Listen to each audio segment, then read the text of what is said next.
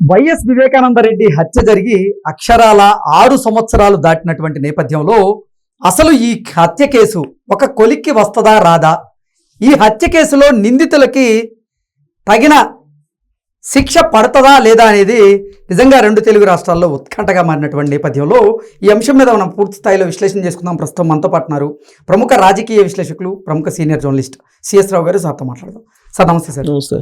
YS Vivekananda Reddy గారి హత్య జరిగి అక్షరాల 6 సంవత్సరాలు దాటింది. ఇప్పటికీ ఈ కేసు ఒక కొలిక్కి రాలేదు. అసలు ఈ కేసు ఒక కొలిక్కి వస్తుందా రాదా అనేటువంటి అనుమానాలు అయితే చాలా మందిలో ఉన్నాయి. ఏంటి సార్ దీని మీద విశ్లేషణ? అనుమానాలు మనకే కాదు, నిన్న ట్రయల్ కోర్టును ప్రశ్నించింది హైకోర్టు.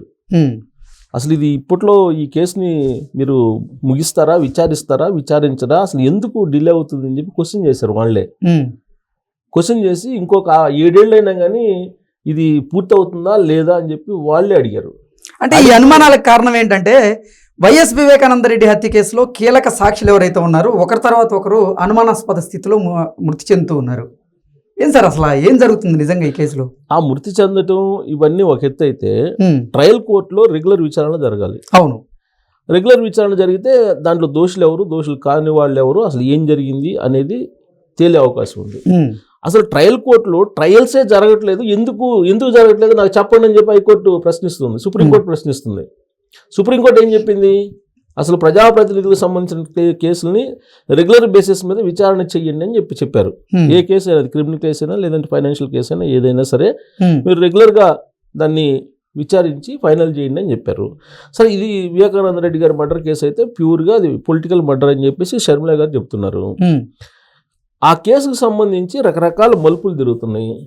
దాదాపు 1800 మందిని విచారించారంట. దాంట్లో ఈ 1800 మందికి సంబంధించి విచిత్రమైనటువంటి పరిణామం ఏంటంటే, కోర్టుకి చెప్పింది ఏంటంటే నిన్న ట్రయల్కి వచ్చినప్పుడు అది ఈ 1800కు సంబంధించినటువంటి వాళ్ళ డేటా ఉంటుంది కదా, విచారించినటువంటి డేటా అది ఓపెన్ కావట్లేదు, అందుకని లేట్ అవుతుందని చెప్తున్నారంట వాళ్ళు. అంటే వాంగ్మూలం అనేది ఓపెన్ అవ్వట్లేదు.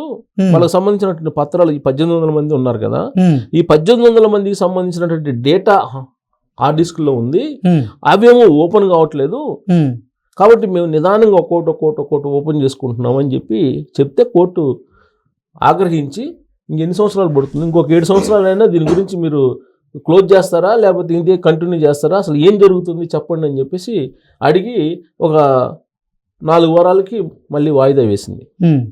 4 వారాలకి వాయిదా వేసిందంటే ఇంకొక నెల సుమారుగా, మళ్ళీ నెల తర్వాత మరి వీళ్ళు ఏం చెప్తారు, హార్డ్ డిస్క్ ఓపెన్ అవుతుందని చెప్పి కావట్లేదని చెప్పి ఇప్పుడు చెప్పారు. రేపు మళ్ళీ పెన్ డ్రైవ్ చెబుతారేమో, పెన్ డ్రైవ్ చెబుతారో లేదంటే అసలు కంప్యూటర్ పని చేయట్లేదని చెప్తారు. అసలు సిబిఐ వాళ్ళు ఇనిషియేటివ్ తీసుకొని దీన్ని విచారించాలి. అవును, కోర్టుకి ఏం కావాలో అవన్నీ సబ్మిట్ చేయాలి. ప్లస్ వ్యక్తిగత హాజరు నుంచి ఉపశమనం పొందినటువంటి జగన్మోహన్ రెడ్డి గారినే వదిలేశారు వీళ్ళు ఆయన కేసుల్లో. ఇక ఈ కేసు ఏమో వాళ్ళు పట్టించుకుంటారు సిబిఐ వాళ్ళు. దీని మీద సునీతారెడ్డి గారు సుప్రీంకోర్టు వరకు ఆమె పోరాడుతున్నారు, న్యాయం చేయండి మాకు అని చెప్పి. దీని మీద క్లియర్గా ఛార్జ్షీట్లో ఉందని ప్రకారం ఉమాశంకర్ రెడ్డి, శివశంకర్ రెడ్డి, తర్వాత భాస్కర్ రెడ్డి గారు, అవినాష్ రెడ్డి, ఇంకా గంగిరెడ్డి అంటే చనిపోయాడు అనుకో, సునీల్ యాదవ్, దస్తగిరి, వీళ్ళందరూ ఉన్నారు. ఇప్పుడు దస్తగిరి ఆల్రెడీ అప్రూవ్గా మారిపోయాడు. ఇప్పుడు సునీల్ యాదవ్ నా ప్రాణానికి భయం ఉందని చెప్పి ఆయన చెప్తున్నాడు. లేదు ఈ కేసులో అసలు వీళ్ళందరూ కేసు అయ్యేంత వరకు ఉంటారా ఉండరా అనేటువంటి సందేహం కూడా వస్తుంది. ఇప్పుడు సునీల్ యాదవ్ క్లియర్గా చెప్తున్నాడు కదా, నా ప్రాణానికి హాని ఉంది, నాకు బెదిరింపులు చేస్తున్నారు, అక్కడ ఉండేటువంటి వైఎస్ఆర్ కాంగ్రెస్ పార్టీ లీడర్లు నన్ను బెదిరిస్తున్నారు, ఏ రోజు ఏం చేస్తారో తెలియనటువంటి పరిస్థితి ఉందని చెప్పి అతను ఆందోళనలో వ్యక్తం చేస్తున్నాడు. వాళ్ళకి భద్రత కల్పించేటువంటి కార్యక్రమం ఇప్పుడు ప్రభుత్వం చేస్తుంది. దస్తగిరికి 2+2 భద్రత ఇచ్చారు. ఎంత భద్రత ఇచ్చినప్పటికీ కూడా అనుమానాస్పద స్థితిలో మరణించినటువంటి వాళ్ళు లిస్టు తీసుకుంటే అసలు వాళ్ళు ఎట్టా చనిపోతున్నారనేది ఇప్పటి వరకు అందుబాటులేదు కదా. దాని మీద మళ్ళీ సిట్ చేశారు. నారాయణ యాదవ్, కడిగిరెడ్డి శ్రీనివాసరెడ్డి, సరే వాళ్ళందరూ అనుమానాస్పద స్థితిలో మరణించారు. ఎవరెవరు? గంగిరెడ్డి అనుమానాస్పద స్థితిలో, వాళ్ళ సొంత భారతిరెడ్డి గారి నాన్న. అవును. సో గంగిరెడ్డి వాళ్ళ నాన్న ఆయన చనిపోయాడు. అభిషేక్ రెడ్డి చనిపోయాడు. అభిషేక్ రెడ్డి డాక్టర్, బేసికల్ గా యంగ్ హెల్దీగా ఉండే అతను. మరి అతను దాదాపు 3-4 నెలలు కోమాలో ఉండి చనిపోయాడు, గంగాధర్ రెడ్డి. గంగాధర్ రెడ్డి. సో వీళ్ళందరూ చనిపోతున్నప్పుడు బతికున్నటువంటి సాక్షులకి నిజంగానే ఆందోళనే కదా వాళ్ళకి. ఇప్పుడు దస్తగిరి, అలాగే దస్తగిరి వాళ్ళ భార్య మీద ఈ మధ్యకాలంలో కొంతమంది మహిళలు దాడి చేసేటువంటి పరిస్థితికి వచ్చింది. దాని మీద కూడా కేసు అయింది. ఇప్పుడు రక్షణ ఏముంటే ఎంతవరకు రక్షణ ఇవ్వగలరు? ఇప్పుడు ఆయన సునీల్ యాదవ్ ఏం చెప్తున్నాడు? సునీల్ యాదవ్కి మొత్తం తెలుసు. సునీల్ యాదవ్ ప్రత్యక్షంగా ఆ మర్డర్లో పాల్గొన్నటువంటి నిందితుడు, ఆయుధం కొనుగోలు చేసిన అతను. తాను ప్రాణభయం ఉందని అతను చెప్తున్నాడు. సో ఇవన్నీ కూడా సిబిఐ విచారించింది, మొత్తం విచారించింది. కడపకి వెళ్ళారు, పులివెందులు వెళ్ళారు, అక్కడికి వెళ్ళి అన్ని విచారించారు. అక్కడ సిబిఐ ఎస్పీగా ఉన్నటువంటి రామ్ సింగ్ ఆయన మీద కేసు పెట్టారు, ఉల్టా కేసు పెట్టి కడప పోలీస్ స్టేషన్లో ఆయన మీద కేసు ఎఫ్ఐఆర్ చేసేటువంటి ప్రయత్నం చేశారు. ఇవన్నీ జరిగినాయి. అయినప్పటికీ గూగుల్ టేక్అవుట్ ద్వారా అసలు ఈ మర్డర్ ఎలా జరిగింది, ఎవరు చేయించారు, కర్త కర్మ క్రియ ఎవరు, ఇవన్నీ కూడా ఐడెంటిఫై చేశారు. షార్ట్ షీట్ పొందుపరిచారు. షార్ట్ షీట్లో కూడా అన్ని అంశాలు పొందుపరిచారు. ఇంత జరిగినప్పటికీ దాని ట్రయల్ ఎందుకు రావట్లేదు? ట్రయల్ కోర్టులో విచారణ ఎందుకు రావట్లేదు రెగ్యులర్గా? ట్రయల్ కోర్టులో రెగ్యులర్గా విచారణ రావాలి కదా. ట్రయల్ కోర్టులో ముందు విచారణకు వస్తే దాని మీద ఛాలెంజ్ చేసుకుని ఇంకో కోర్టుకి వెళ్తారు, హైకోర్టుకి వెళ్తారు, హైకోర్టు నుంచి సుప్రీంకోర్టుకి వెళ్తారు, ఎక్కడికైనా వెళ్తారు. 6 సంవత్సరాల నుంచి ట్రయల్ కోర్టుని గడపే దాటలేదు కదా. అది ట్రయల్ కోర్టు గడపే దాటకపోతే ఈ కేసు ఇంకా ఎన్ని సంవత్సరాలు పడుతుంది ఈ కేసు మొత్తం ఫైనల్ అయ్యేటప్పటికి? దాని మీద అసలు ఏదో ఒకటి తేల్చండి అని చెప్పి డాక్టర్ సునీతారెడ్డి గారు ఆవిడ చెప్తున్నారు. ప్రజాక్షేత్రంలో క్లియర్గా అటు షర్మిల గారు, ఇటు సునీతారెడ్డి గారు ఇద్దరు చెప్పారు ఎవరు చంపారు, చంపిన వాళ్ళని ఎంటబెట్టుకొని తిరుగుతున్నారు మా అన్నని మీరు నమ్మొద్దు, మా అన్న హంతకులతోటి తిరుగుతున్నాడు అని చెప్పి వాళ్ళే చెప్పారు. కడప ప్రజలు అర్థం చేసుకొని ప్రజాక్షేత్రంలో అన్న మమ్మల్ని ఆదరించండి అని చెప్పేసి వాళ్ళు కొంగుబట్టి ఆ రోజున ఎన్నికల ముందు అభ్యర్థించుకున్నారు అక్కడ ఉండేటువంటి ప్రజల్ని.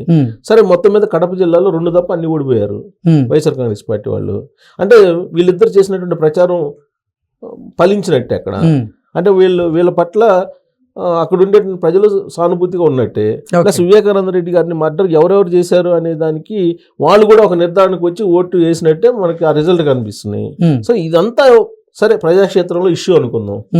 న్యాయస్థానాల్లో మాకు న్యాయం చేయండి అని అంటే, ఇప్పుడు ఆయన ఒక మాజీ మంత్రి అండి, ఒక మాజీ ముఖ్యమంత్రి తమ్ముడు, బ్రదరు, ఇంకో మాజీ ముఖ్యమంత్రి చిన్నాన్న, ఇంత ప్రొఫైల్ ఉండి ఆయన మర్డర్ కేసు బయటకు రాకపోతుంటే ఇప్పటి వరకు ఇక మామూలు డోర్ డెలివరీ చేసినటువంటి కేసులు ఇవన్నీ ఎప్పుడు రావాలి బయటికి? వచ్చేటువంటి అవకాశం లేదు. అందుకే కోర్టు కూడా ఇప్పుడు ఏమంటుంది, ఇంకొక 7 ఏళ్ళైనా వస్తుందా రాదా అని చెప్పి కోర్టులే అడుగుతున్నాయి, పై కోర్టులు అడుగుతున్నాయి, ట్రయల్ కోర్టుని పై కోర్టులు అడుగుతున్నాయి. మీరు ఎన్ని సంవత్సరాలు పడుతుంది చెప్పండి మీరు ఈ కేసుని ఫైనల్ చేయడానికి అని చెప్పి మనలాంటి వాళ్ళు అడగడం కాదు, కోర్టే అడుగుతున్నటువంటి పరిస్థితి పై కోర్టులు.